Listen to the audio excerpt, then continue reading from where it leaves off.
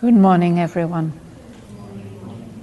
Would everyone kindly shut off and shut their mobile? We're reading in Canto 4, Kingdoms of the Little Life, and I'm told that we stopped at the bottom of page 133, in the evolution of life, the development of senses, and the very primitive forms of life. So far, in the life evolution, thought was withheld, and nothing now she knew, but all the unknown was hers to feel and clasp. So this first expression of consciousness, it is through the senses. Page 134 at the top. We'll start reading from there. Patty, would you start? Obeying the push of unborn things towards birth, out of her seal of insentient life she broke. In her substance of unthinking mute soul strength that cannot utter what its depth divine, awoke a blind necessity to know. The chain that bound her she made her instrument. Instinct was hers, the chrysalis of truth, and effort and growth and striving nescience, inflicting on the body desire and hope, imposing on consciousness. She brought into matter's dull tenacity her anguished claim to her lost sovereign life, her tireless search, her vexed, uneasy heart, her wandering, unsure steps, her cry for change, adorer of a joy without a name, in her obscure cathedral of delight. To dim dwarf gods she offers secret rites, but vain unending is the sacrifice. The priest and mage, who only makes futile mutations in the altar's plan, and casts blind hopes into a powerless flame. Thank you. So this is the life force awakening. Anybody would like to ask or share anything about this passage? Sorry? What is a chrysalis? A chrysalis is a stage in the development of an insect. First there's the egg, and then the chrysalis stage comes, and then there's a pupa. It comes from chrysalis. It comes from chrysalis. Why is Don shaking his head? It's not only butterflies. No, it's insects in general. But perhaps we are most familiar with butterflies. No, there's an egg, and then the caterpillar hatches, and then the caterpillar makes itself a cocoon, and only then yes. So I think the caterpillar is the chrysalis form of the butterfly. No? The hard shell. The hard shell of the cocoon is a chrysalis. The cocoon is the chrysalis? The cocoon is woven and it's soft. The chrysalis is sort of a hard shell. Cocoon is made of silk. The caterpillar, with its silk, it makes itself a cocoon. And the amazing thing about that cocoon is, if you cut it open, there's no form inside. It's just liquid. But that liquid contains all the information for producing a beautiful butterfly. Amazing. So, wasps also make cocoons. They lay eggs. They make with mud and clay. Yes. Some chrysalis. They are very hard, actually. Yes. They are not hanging, they stick to one place. But those are somehow the protective structures which they make to keep their eggs inside. And when the eggs hatch, then they're like little grubs, no? And from those the mature wasps emerge. So these are amazing processes of life. And here he says, this is how life breaks out of its seal of insentient life. There's a period in the development of life when there are no senses, but this appearance of sense is extremely important, because that is the way in which the consciousness begins to be able to express itself. So the being has a substance of mute, unthinking soul strength, but that has no means of expression. It cannot utter what its depths divine. There's a kind of knowledge in the depths of what must be, but that's not it's not thought out, it's not known, can't be expressed. But in that state wakes up a blind necessity to know. That need to know is there in the little being from the very beginning. Yeah, we should always wait until 11:15 to start. But we've resolved that we want to try and start always at 10:30. It's all right, it's all right. We're on page 134. Already in the first line, I think it's so amazing. Yes. Obeying the push of unborn things Towards birth. Yes. That's the push of evolution from the very beginning. Yeah. Obeying means what? Which part? Sorry, I'm not hearing you proper now. The first word, obeying, in the sentence. Yes. Sentence. Yes. Obeying from which, whose order, whose urge? This is life obeys the evolutionary push of unborn things, of things that exist in potential, towards birth, towards being born. Evolutionary forces. Yes. So the next step in that development for life is breaking out of this sealed state of insentient, of having no senses, no capacity to feel. But because that push to knowledge is there, that wakes up this blind necessity to know. And so she makes use of the chain that bound her, the matter. No, we read in the last canto, no, about how the whole wonderful descending life principle got swallowed up and imprisoned in matter. So that's she's as if bound with a chain of matter.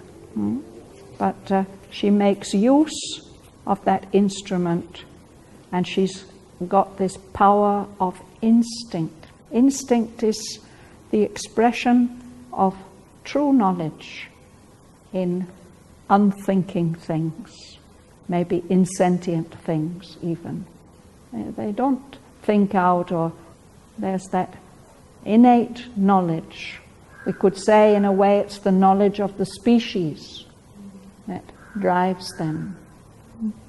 Instinct was hers, the chrysalis of truth. You can say the first formative stage of truth. And she can make an effort. There's some energy and growth, and this striving nescience, this state of not knowing, which wants to know, which has this blind necessity to know. So this is in us even. This inflicts on the body the feelings that we experience as desire and hope. It's this that imposes on unconscious things the urge towards consciousness. So in this way, the life force brought into matter's dull tenacity, matter holding on to its inertia and its nescience. No? Life, she's imprisoned in that, but she brings into matter her anguished claim to her lost sovereign right, her longing for bliss. Bliss is her sovereign right that she has lost in this fall into matter. Everything in us Sri Aurobindo says, our very senses yearn for bliss. That's what life brings into matter, something that wasn't there at all. There had been this harmony of inertia.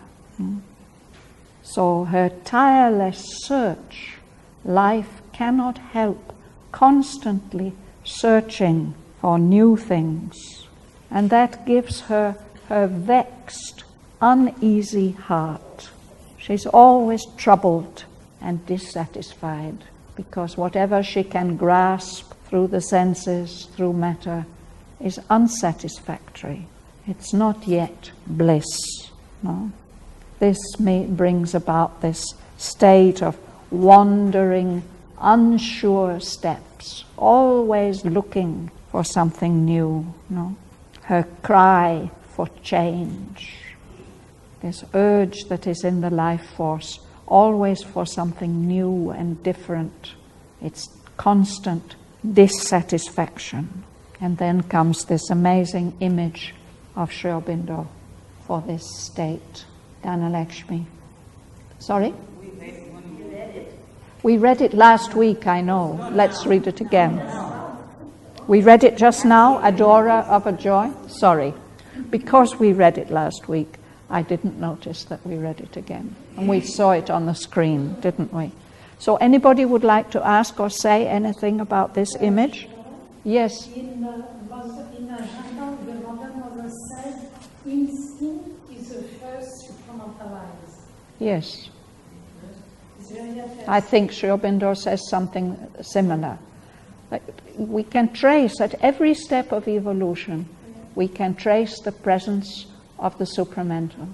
We can find it in minerals, the way that minerals and completely inorganic matter organizes its molecules, its atoms, as the action of the supramental.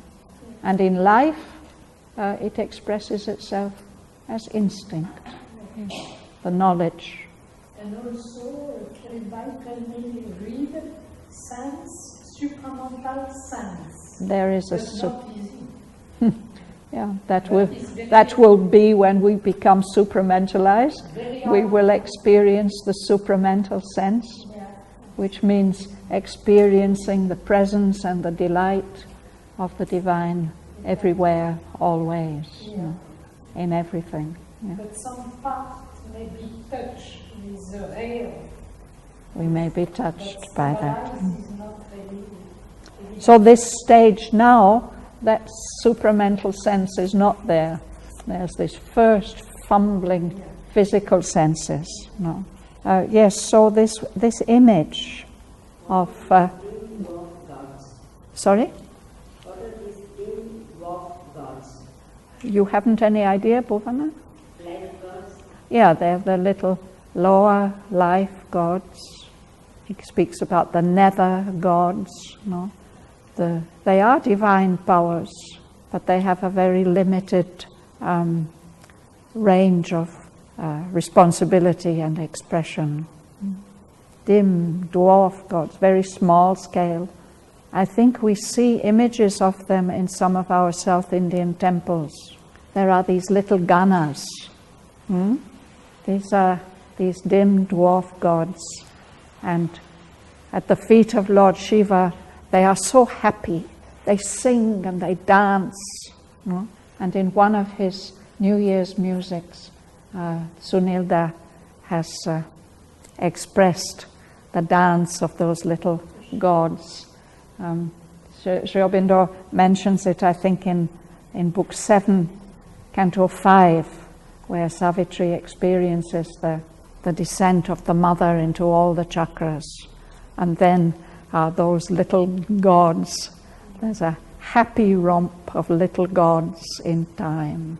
So we can see them around the base of some of these South Indian Shiva temples. There they are, so happily romping and singing and dancing. And what does it mean with that she offers sacred rites then? Yes, so this is a reference. We will come again and again to Sri Aurobindo's references to the process of sacrifice, which is very, very, the way he sees sacrifice is very different from the connotation that we in the Christian West have of sacrifice as something difficult and painful. Well, maybe sometimes it is difficult and painful, but he sees sacrifice as the universal process of interchange by which the evolution moves forward. The lower levels sacrifice to the higher levels, and even more powerful is the sacrifice of the higher powers to the lower ones, which we shall read about a little further on in this canto. So all of us, all the time, we are sacrificing in one way or another. We are participating in this interchange, and we are receiving something in return for our self-offering, the offering of our energies. But he says at this point in evolution, the offering that the life forces can make is very unconscious. There's no real knowledge there. And so the life goddess is worshipping dim dwarf gods, little life energies. No? But where she makes her offering is a cathedral of delight. She's always worshipping delight. But this is an obscure cathedral. It's not illumined with any higher knowledge. So she's offering these secret rituals, hoping for blessings, no? But vain, unending is the sacrifice, because the priest, the one who's in charge of doing the offering, is an ignorant mage.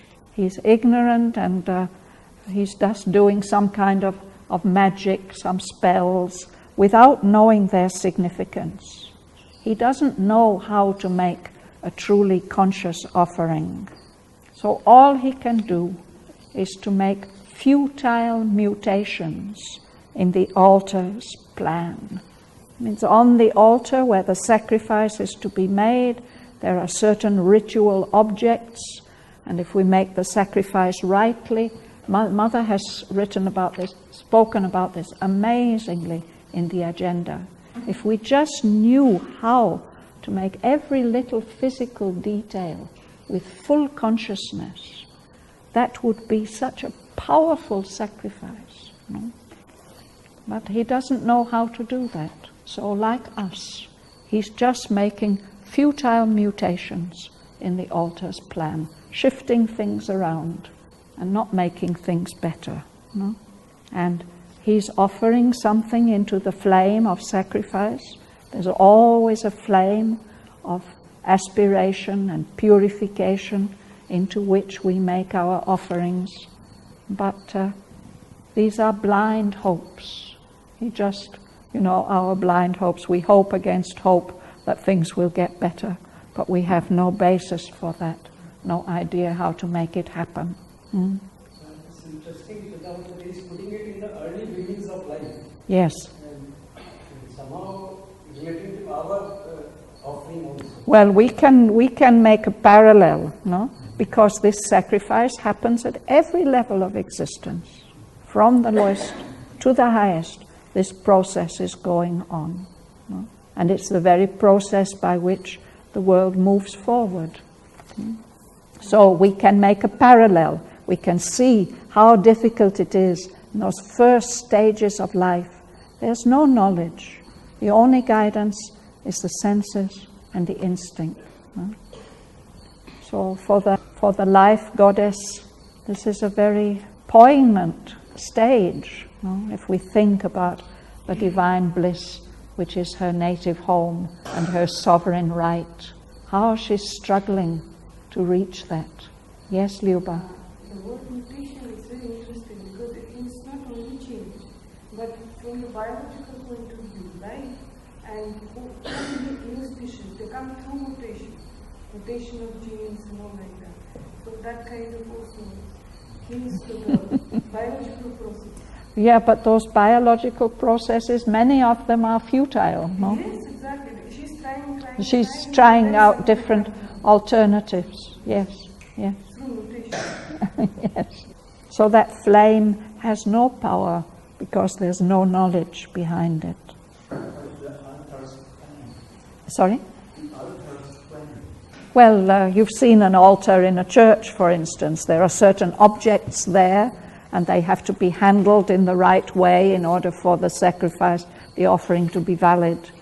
So in the Vedic sacrifice, it was similar, you know, what had to be done when, at what moment, and how. And I don't know anything about it at all from that point of view. They are not futile, all these sacrifices. Some of them may take to go up. Higher aspiration. All 100% of them are not futile. No, in our sacrifices, if there's a little bit of true aspiration, then of course it has its effect. Maybe even these futile mutations have their effect somehow. But as I said last time, if I look around at the world around me, I see a lot of ignorant attempts to improve things, which only bring about futile mutations. Anyway. I just wanted to say how much I identify with the priest. The ignorant maid.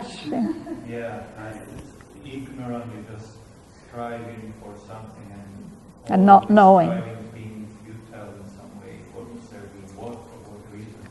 Yes, just hopes. Of the mind. Mm. Yeah. Blind hopes. Yeah, it's a preparation. Ignorant. Yes, that's what he's going to show us. That all this is a preparation. It's not totally futile. So let's read on. Dana. The burden of transient gains weighs down her steps, and hardly under that load can she advance.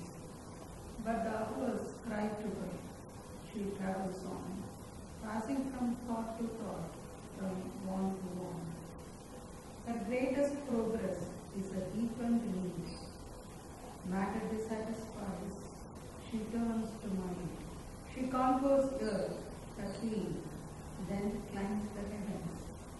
Insensible, breaking the work she has done, the stumbling ages over her labor path.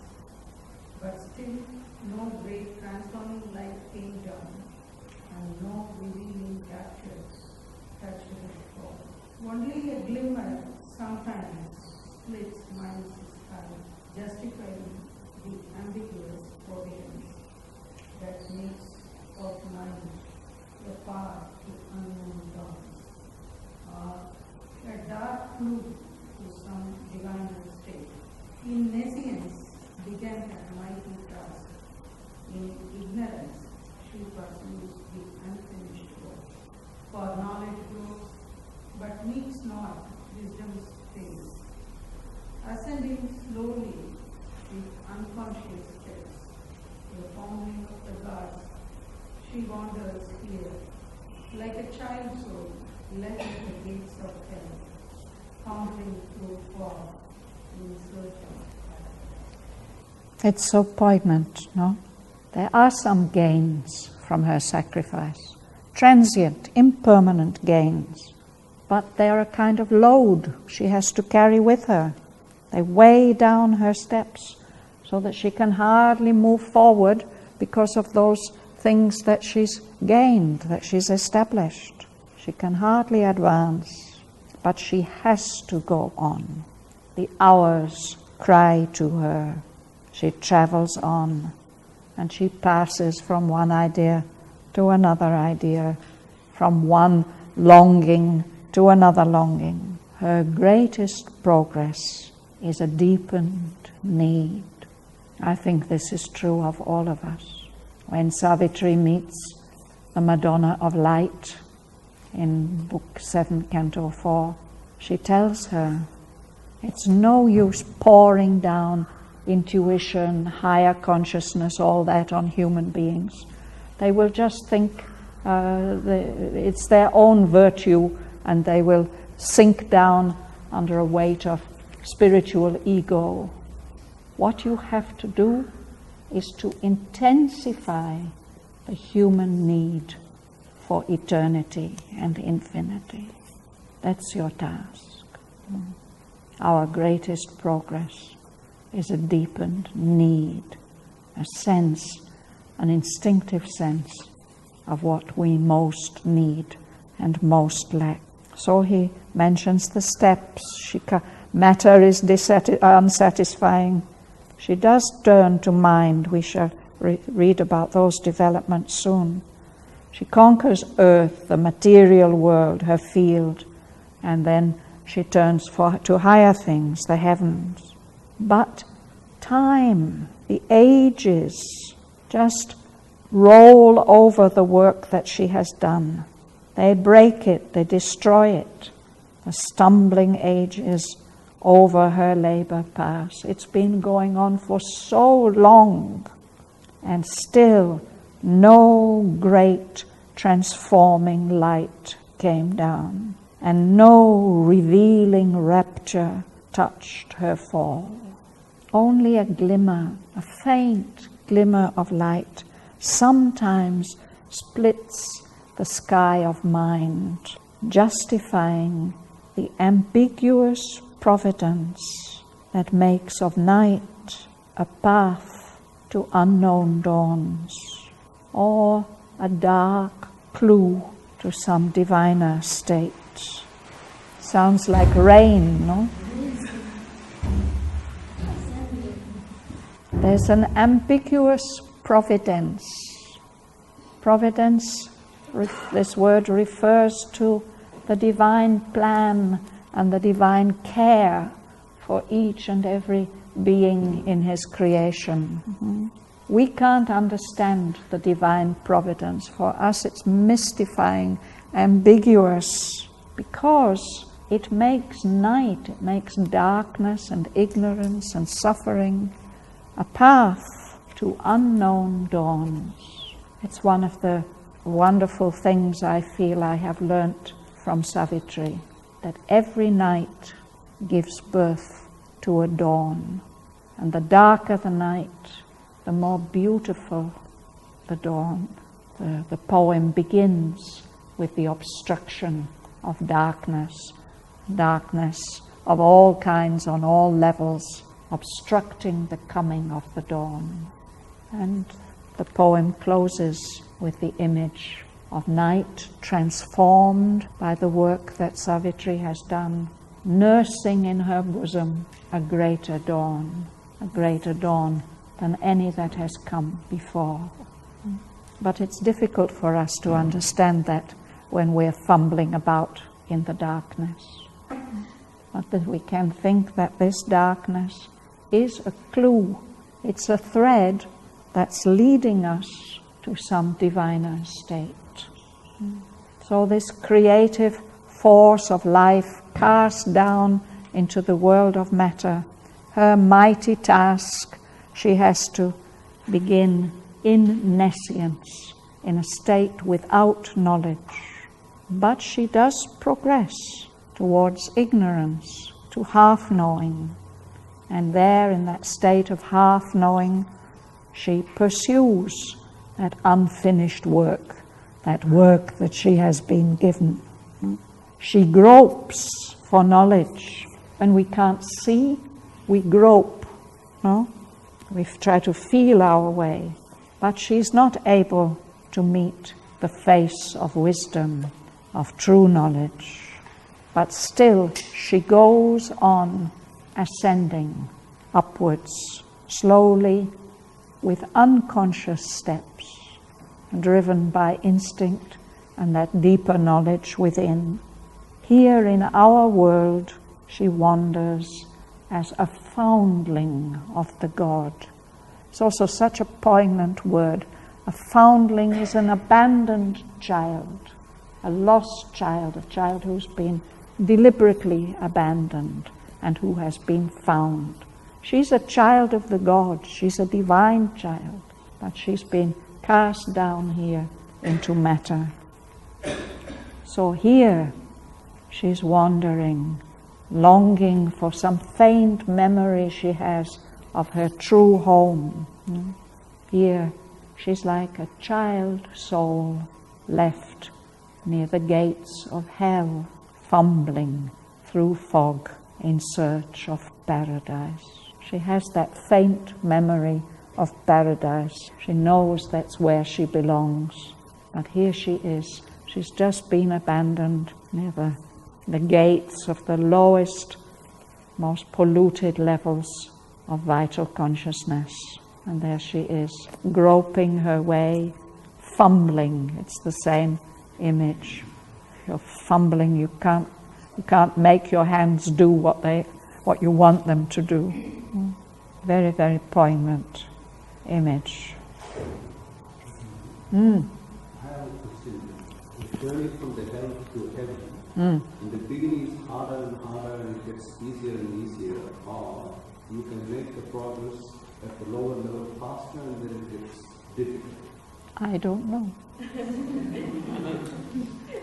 Sri Aurobindo writes, of course, we will read it soon in Canto 7. He says that if the pilgrim soul wants to reach heaven, it has to pass very close to the gates of hell. And he speaks of the dangers of that state and how to avoid them. We'll see when we come there. You like to read? Yeah. In this slow ascension, you must follow her pace, even from her faint gleams of conscious star. So only can earth's large salvation come. For so only could he know the obscure goal of all that calls us death and petals fall. In the jail delivery of the imprisoned soul, along swift paths of fall through dangerous depths, he charms into a great obscurity, teeming with instincts from the mindless gulfs that push to break a foam and wind of leaves. Life here was intimate with death and night, and ate death's food that she might breathe a while. She was there inmate and adopted grave, accepting subconscious in dumb darkness reign. A sojourner she hopped not anymore. They far away from truth and luminous thought, he saw the original seat, the separate birth of the death-known, deformed and suffering power. Thank you. So this is King Aswapati. As she moves slowly up with unconscious steps, he must follow her pace. This is King Aswapati. He's the traveler of the worlds. We are following him through these different levels of consciousness. What's death's food? Perhaps we all eat death's food. We wouldn't eat anything living, or some people do, of course. But the thing is that in order to follow the steps of life, he has to see where was her starting point. He has to go right back to that origin, which was just mentioned very briefly at the end of Canto 3.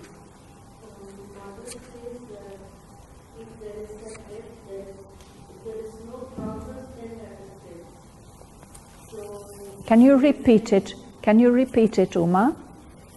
Mother says when there is no progress in our life. There is no what? Progress. Progress. Yes. Then it's mentioned as death. Yes. So here the death's death's food is that which is not fruitful of living. Yes. Maybe that is the answer for that our life will not be worth living. Yes. We have to, so she was It says even to feed death with her works is here life's doom on page 131. You know, she just gets swallowed up, all her glory into littleness turned. So veiled was her immortality that she seemed inflicting consciousness on conscious things. That's exactly what we see her doing here, no? But she seems in this state to be only an episode in an eternal death.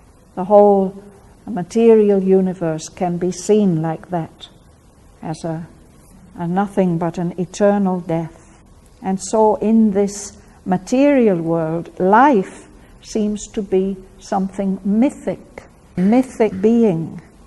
And it may appear as an illusion for a short time, but eventually it must forever cease. This is the evil mystery of the change that has come over the life force as she's swallowed up in matter. And now Asvapati wants to go back to that moment of swallowing up, to see where she's gone and how and why, from the very first faint and dim subconscious start. He says that's the only way to bring about the salvation of the earth, because this is the only way that Asvapati can understand the obscure cause of all the obstacles that we experience in our further progress. All that holds us back. Everything, he says, that baffles God in the jail delivery of the imprisoned soul. God wants to set free this soul that's imprisoned in matter. But he's baffled. There's something that's preventing him from doing that. And that seems to be this problem of the unconscious life. Here in this realm, at this stage which he's seeing now, life was intimate with death and night. She's living in their world, and she has to eat their food so that she can live, breathe for a little while. It's as if they've adopted her. There she is, abandoned, this child soul abandoned near the gates of hell, and death and night have adopted her. She's their adopted waif. They are looking after her for the time being. Does food also reference pomegranate seeds? Paula is referring to the legend of Persephone, the glorious harbinger of spring, of new life. But she's been captured by the god of death, the god of the underworld. And her mother, her divine mother of creative life and fertility, comes looking for her. She's told that while Persephone was in the realm of death, she has eaten 6 pomegranate seeds.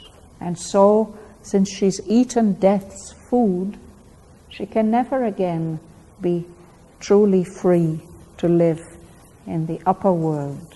He will allow her to go there, be with her mother, to enjoy the delights of earth, only for 6 months in the year. And the other 6 months she has to spend with him in the dark lower regions. So it may be an allusion, as you suggest. Yeah. So many allusions to Greek mythology in this poem. But in Ajahn was explaining about the food. When you eating food, she said, I'm not eating so much. Very, very little, but food is there. It's true. We have to eat a little food of death just to breathe a while, to keep ourselves alive for the time being. When the substance, the bodily substance, the living substance is fully transformed, then it won't be necessary anymore. Only drinking the end of his experience. Pomegranate, though, is the divine love spreading over the world as a community. Divine love is the pomegranate flower, and she told a beautiful story about that. But we won't go into that now. Sorry? Divine sacrifice, yes. And the story is about sacrifice. Yes. But if the divine love has to go down to the pit of hell, otherwise we won't have transformation. Right, exactly. So, anyway, by the time the transformation will happen, there won't be any food left anybody because they have destroyed everything already. come, Mariage. She has to... Oh, this is where we start reading again. Yes. You like to read, ma'am? Accepting subconscious.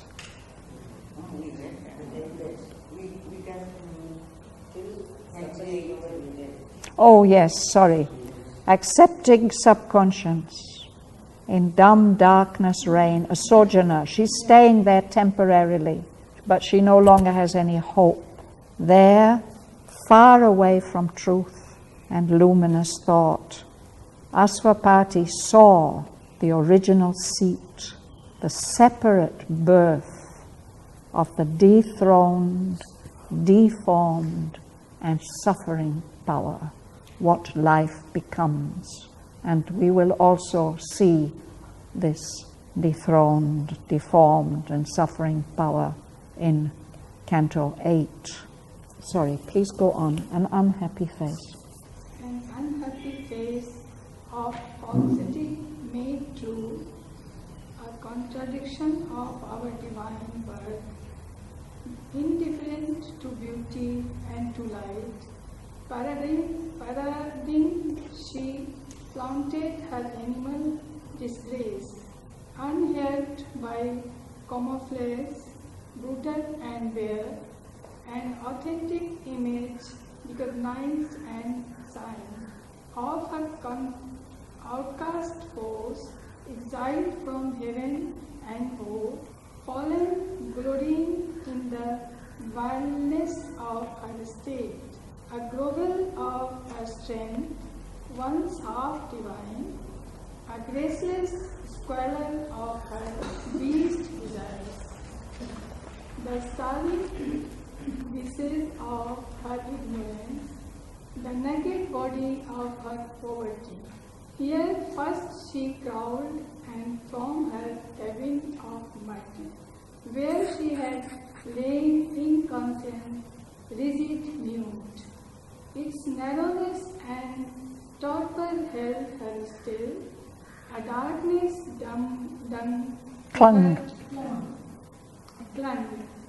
a darkness clung to her unaffected by light. There near no touch redeeming from above, the upward look was alien to her sight. Forgotten she fearless, Godhead of her walk, renounced was the glory and felicity. The adventure in the dangerous fields of time, hardly she availed, wallowing to bear and live. Yes. Yes. Yes. You know, the life goddess in her original state, she has no fear of anything. No? And she's a very, very powerful, creative force. No?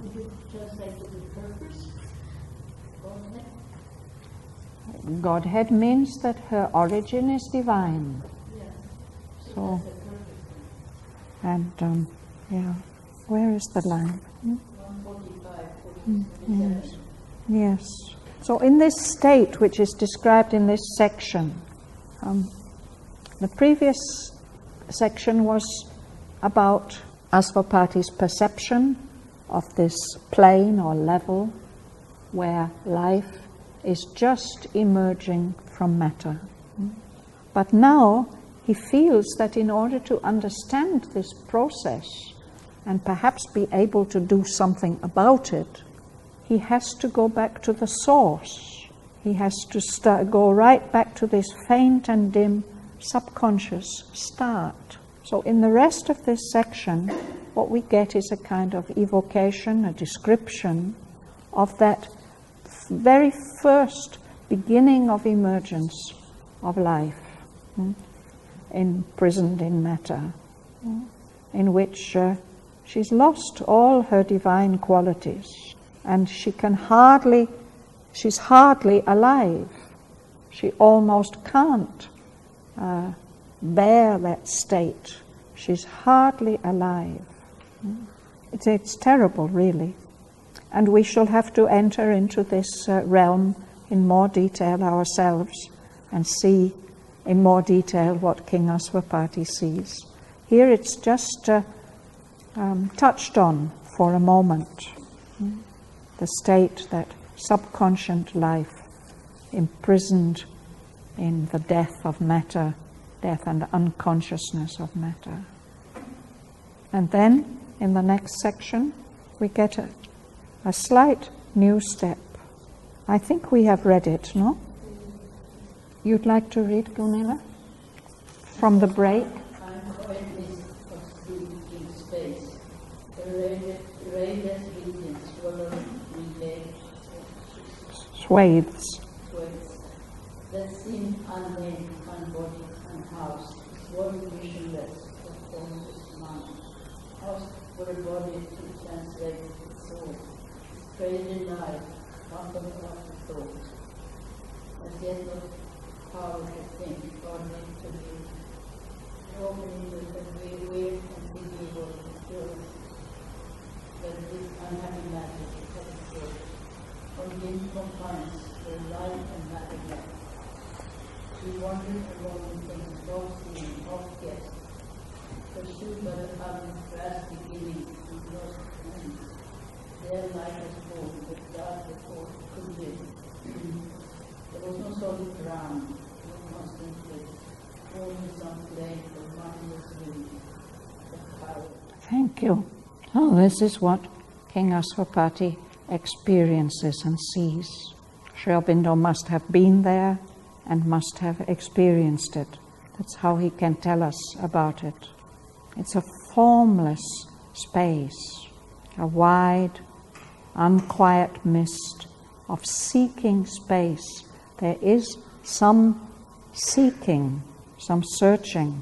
He says lower down where we stopped, there's some flame of mindless will working there.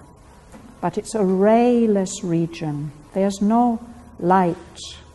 It's swallowed up in vague swathes of mist, thick mist.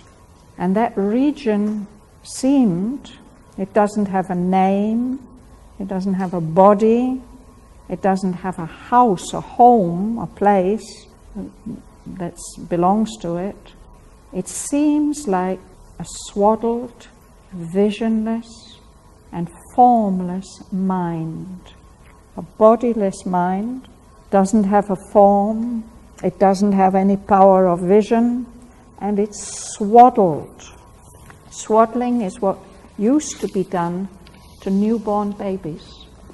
They were afraid that the limbs would get deformed, and so they wrapped them up tightly in bandages.